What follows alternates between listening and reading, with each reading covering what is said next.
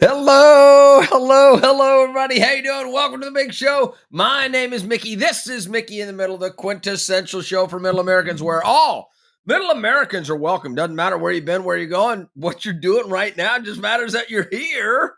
We don't care about your demographic.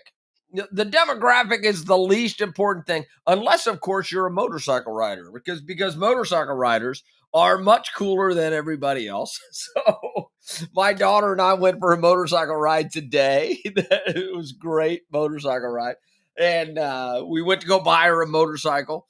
And there's a chip shortage, so none of the motorcycle dealerships have motorcycles. It's absolutely the craziest thing that I've ever seen. You go into all of these places and they have used motorcycles. They have no new motorcycles.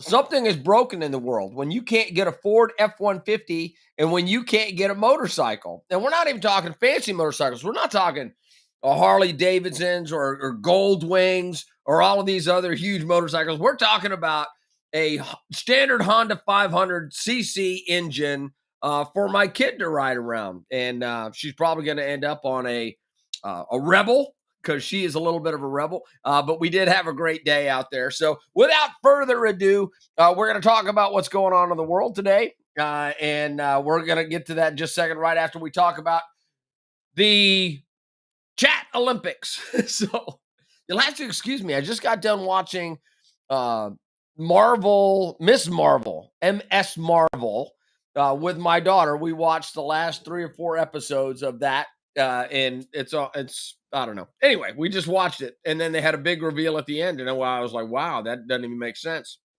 And then I ran in here, fired up the computer, and now we're talking.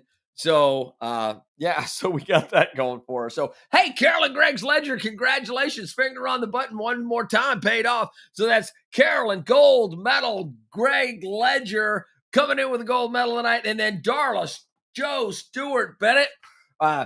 I don't know whether you were here last night, Darla Joe Stewart Bennett, but we were praying for Mason yesterday. We will continue to pray for Mason until that little guy gets better. But we are all with you. We are with your family. We're with Mason in this difficult time. So just want to let you know. So everybody say a prayer again for Mason. All right. So while I was away, uh, there was some issues that happened with the on the 4th of July. People got shot by a crazy person in Hyde Park in Chicago. 7 were killed, 30 injured. The dude's a lunatic. Let's just start with the dude that did that is an absolute lunatic. And because of that, because the other shootings that have taken place, the other mass shootings that have taken place inside of the United States of America, uh, everybody feels like they have to do something. Everybody feels like they have to do something about these shootings. And my thing is, do we? Do we have to do something about these shootings? Do we have to do something? Or is this a controversy that is a tragedy, but is built into civilization? And this is I'm going to go really, really deep. I'm going to go really, really deep philosophically here for just a couple of minutes. Because every time that we have something where many people die, all of a sudden everybody goes, well, we have to do something. Well, no, we don't. We don't have to do things, right? Do you know that hundreds of thousands of people on Earth die every single day? And there's suicides, there's drug use, there's car crashes, there's falls, there are diseases, there's all kinds of things. And then people go, well, we should do everything we can in every single situation in order to make sure that nobody dies. But I would like to throw out some raw numbers. And here are the raw numbers. We have 330 million people in the United States of America. It's a shame when any single one of them die. I've had a lot of people die in my family. I know a lot of people that have passed away. I'm not looking for a pity party because nobody in our lifetime is going to get out of this lifetime alive. But it seems like every time a shooting occurs, everybody goes, "Oh, Uvalde, Texas, uh, Columbine, there's Parkland." We can go on and on and on, all the way back to the '60s, and we can talk about mass shootings. And when you think about the sheer number of them and the number of guns we have and the number of people we have 50 states. We have 50 states. Do you know that 330 million people were not involved in mass shootings yesterday? 330 million people were not involved with mass shootings today. I haven't even looked at the news. I am telling you right now, I hope there was not a mass shooting today. I'm looking. I'm going to a really quick review uh, of the news, and nothing is saying that there was a mass shooting today. And the reason that I say that is I need you to think along with me about the number of people that we have and the number of car crashes that we have and the number of medical problems that we have and the number of people that get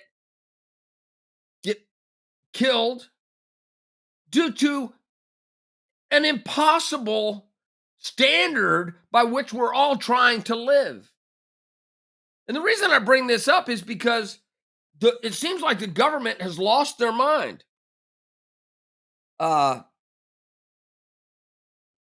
They have this huge dichotomy going on. It's a huge dichotomy. I don't know whether that's the right word, but they have this huge split in philosophy about what they have, right? First of all, everybody's supposed to be as free as they possibly can be, and then all of a sudden they want to take your rights away.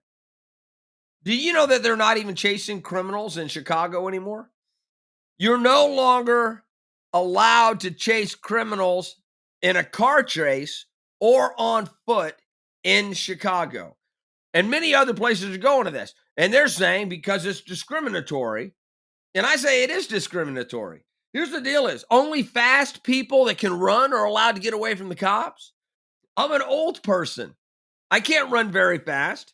So how many steps do I need to take running before the cops don't have to chase me down? So that's discriminatory against old people when you make a policy like that. But they want people to be free. But then they say, we want you to be free, but we're going to put all these restrictions on you.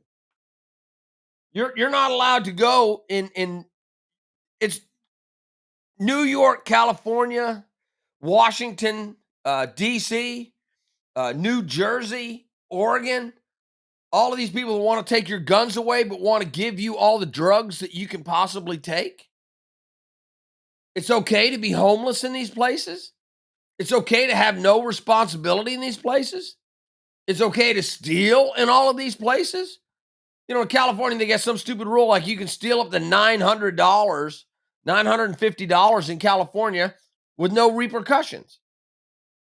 And then they have fentanyl dealers and fentanyl smugglers and people that are doing hard time drug cartel work getting out of jail immediately because of no cash bail systems and leniency towards offenders.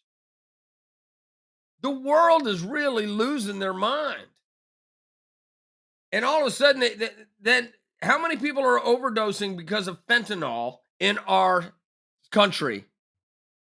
I don't know what the number of that, but I know the number keeps going up and up and up. And just the drug use alone and the homelessness and the criminals. So, Carolyn says, I was reading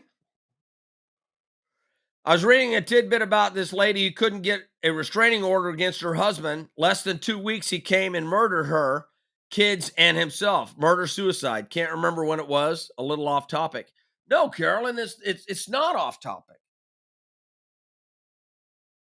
I have had that exact same scenario happen to a friend of mine. I've also had two friends of mine kill their family and themselves. And it's tragic. It's tragic. And nobody saw it coming.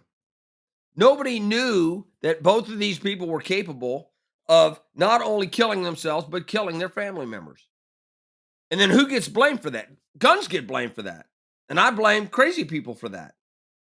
So that when somebody goes up and they got face tattoos, neck tattoos, they put stuff on the internet and they act all crazy. And then you go, it's the gun's fault. It's not the gun's fault, it's the crazy fault. Here's what I wrote down. What is the cost in human lives to run America every single day? We have automobile death, cancer death, gun death, fall death, suicides.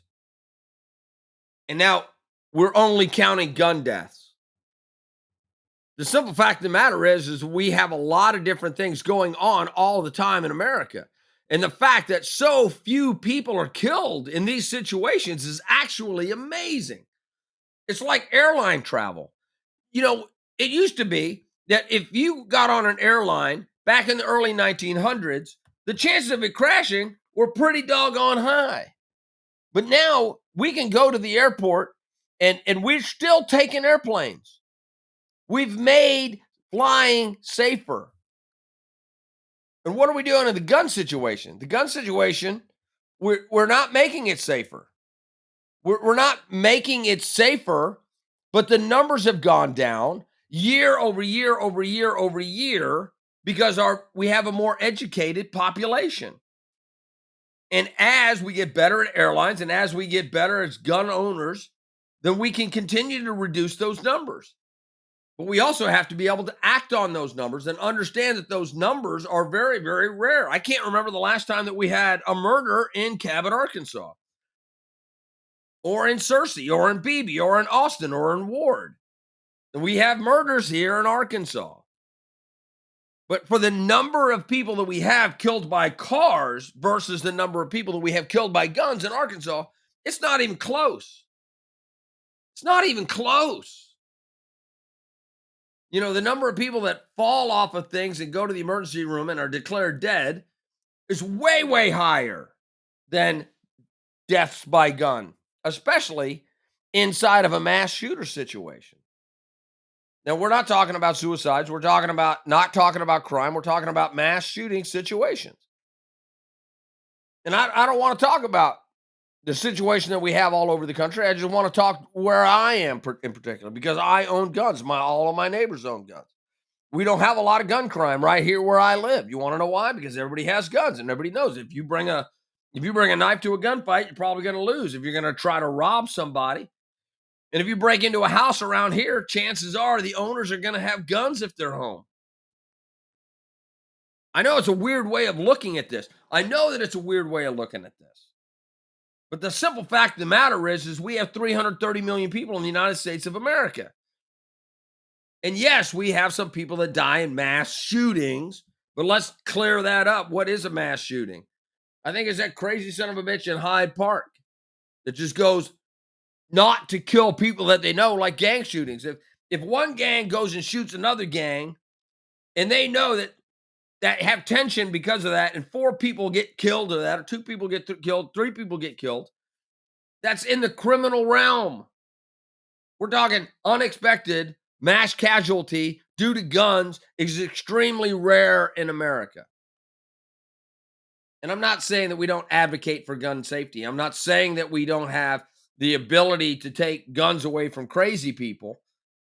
And I'm not saying that we don't have to have some kind of a background check to make sure that you're not a felon, and make sure that you're not insane, and make sure that you are a responsible human being. I'm not saying that we shouldn't have those things, but we have background checks. Every time I've gotten a gun in the United States of America, I've always gotten a background check. And I'm just saying that that's one of the things that I believe that we have to do. But we also have to ensure that our gun rights are protected, so that if I want to give my daughter a gun right, that I'm not going to be guilty of a crime because I give my daughter a gun, especially if she's legally allowed to own a gun. And there's where it starts getting tricky. If I'm going to go sell a $100 gun and it takes a $200 background check, now all of a sudden the gun costs $300.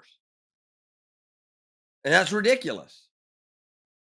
If you're selling $100 gun, it should be $100. All right, there we go. What else did I write down here? New York gun laws are now ridiculous. Uh, New York says you're allowed to defend yourself, but you're not allowed to go anywhere when you're defending yourself. You're allowed to stay in your front yard and you're allowed to stay inside of your house. In response to a Supreme Court ruling that determined sections of the New York concealed carry statute were unconstitutional, Democrats in the New York state legislature on past Friday, passed a slew of new restrictions affecting legal gun owners. There's an extensive list of hurdles, including having applicants disclose their current and past social media accounts. What does that mean? That means that if you're going to go and buy a gun in New York, you got to prove to somebody that you're not crazy. And they're going to be able to make a determination about what you post on social media to find out whether you are crazy or not, or whether you have made threats against somebody else, or what your political view is. Now you have to disclose your Facebook account, your Instagram account, your Twitter account. You have to disclose your Rumble account. And every single one of those accounts, not only now, but in the past. And then somebody's going to adjudicate that and tell you whether you're crazy or whether you can have a gun or not. Now, that's not going to stand up constitutionally because you have freedom of speech. And they're going to go, hey, look here. Yeah. But what they're doing is they're starting to use social media to control you so that you don't say anything inappropriate on social media. And they're now weaving it into laws that says that we're going to determine whether your social media presence is appropriate or not. It's hard enough to have a social media presence at all in the world, but it is inevitable because we are in social media is in every single country, on every single computer, on every single phone. That's the way that we live our life now. But if the government is going to monitor that, the government has no right to monitor your private transactions. Privacy is actually written in the Constitution of the United States of America, right under here, under the 4th, 5th, 6th, 7th Amendments. What do we got? 7th Amendment. 4th Amendment, the right of the people to be secure in their person, houses, papers, and effects against unreasonable search and seizure shall not be violated. Number 6 is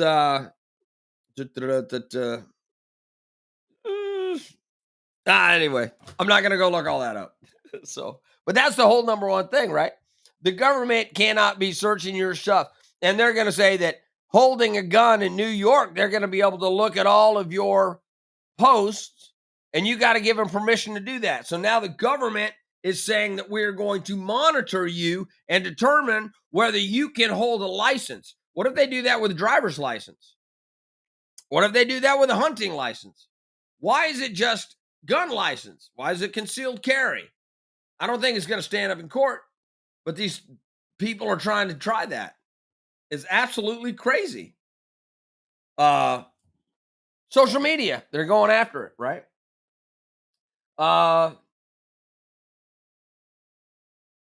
It says to them, to them to see if anything the applicant may have posted would be, in the mind of the licensing officer, objectionable or disqualifying for the applicant. If an applicant clears all the hurdles involved in obtaining a concealed carry permit, they would have to be aware of an extensive list of places where it would be illegal for them to carry the firearms. Those include all government buildings, all schools, all colleges and universities, all medical facilities, all churches, all libraries, all entertainment venues, all libraries, theaters, arenas, stadiums. Legal gun holders with concealed carry permits would also be prohibited from carrying in a park, on a playground, at a polling place, at a picnic, at a protest, or while on public transit. Can you imagine that? They're trying to take away your right to self-defense because, as far as I'm concerned, that's exactly what carrying a weapon is. I started this show with talking about crazy people having access to guns. And I don't think that crazy people need to have access to guns. But I also don't think that this is a problem where you are in danger. I doubt that you are going to be involved with a mass shooting in the next couple of years. I don't think I'm going to. If we were afraid of that, nobody would ever leave their house. If you were afraid of dying in a car crash, you would never leave your house. But yet, we still go out and we get in cars every single day and we go on these roads where there's a millions and millions and millions of crazy people that are driving right next to you. And that's a trust issue. You have to trust that the person that is operating the car that's on the same street as you is using it in a sane and responsible way. And you don't go through somebody's social media post to determine whether you should take their car away. Because there are people right now in the United States of America that are driving drunk, that are driving under the influence of drugs, that are driving with not having the ability to see because they've cheated the system and they've got glaucoma or they've got an eye injury or they are impaired. And yet they're still operating these cars. And they're going to go out and they're going to kill people. And sometimes they're going to drive into buses. And many people are going to die in buses because people are irresponsible. And that's what they're trying to do with guns. They're trying to say, hey, look here, man. We're going to ban all guns. That's like saying we're going to ban all cars. You take the bad people off the road and you make people more responsible and you make sure that they understand that they have the ability to get transportation. They have the ability to move themselves from one point to the other in a manner that's not necessarily using a car if they're impaired. And if they're not able to meet minimum qualifications in order to drive a car, now having a right and having a permit to drive a car, two different things. But they can be equated because driving a car is a privilege, owning a firearm is a right.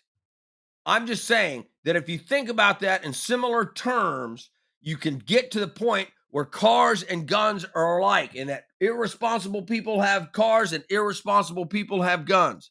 And some people are just absolutely crazy, like the person that drove over 50 people and drove through a parade. There's been how many instances of cars that have been loaded up with suicide bombers have been driven and packed in a van and driven through towns in Iraq or Afghanistan. Those are irresponsible drivers that are hell-bent, leather-bound on blowing people up. Look at Timothy McVeigh down in Oklahoma. Those are irresponsible, stupid people that are using vehicles and explosives to do massive amounts of damage to people and property. People have used airplanes to do the same thing. We have 330 million people in the United States of America. And it's absolutely incredible to me that every single time something happens, everybody feels like we have to do something. And New York just went off the rails with their shit. And I got news for you. I will never, ever, ever move to New York. And somebody needs to start a class action lawsuit about driving through New York with a weapon because I cannot not drive through New York to get to Massachusetts, Connecticut, New Hampshire, Maine. And I can't get from those states, New Jersey. New Jersey's south of there. But I can't get to those Northeast states without driving through New York. And how am I supposed to protect myself if I'm on a trip when I go through New York, if New York won't allow me to have a gun? Because the Commerce Clause says that a state cannot stop business between other states. That's what the Commerce Clause says. So if anybody wants to go and sue the state of New York, I'm all for it. I'll throw in $100 to make that happen. So without further ado, I know I talked a lot tonight, and I know this was disjointed and disorganized, but I really am upset that, Number one, I'm upset that we had another mass shooting. But I'm also realistic in the fact that we have 330 million people in the United States of America. We have some states that have 50 million people, and this mass shooting didn't start there. We have 50 different states. We have a whole bunch of different territories. We have a whole bunch of small towns where this is not an issue. Matter of fact, it's not an issue in 99.999% of the towns in the United States on every day. So have a nice night, everybody. You guys all be good. Susie, how you doing? It's great to have you here. All right, so you guys all be good. I love you. You guys take care. Remember, Mickey in the middle, 9 p.m. Central, right here wherever I am, Monday through Friday. Mickey in the middle, 9 p.m. Central, Monday through Friday, right here wherever I am, right there wherever you are. Remember to like, share, hit the notification bell. Remember, I cannot tell you how much I appreciate your comments and know that I love you.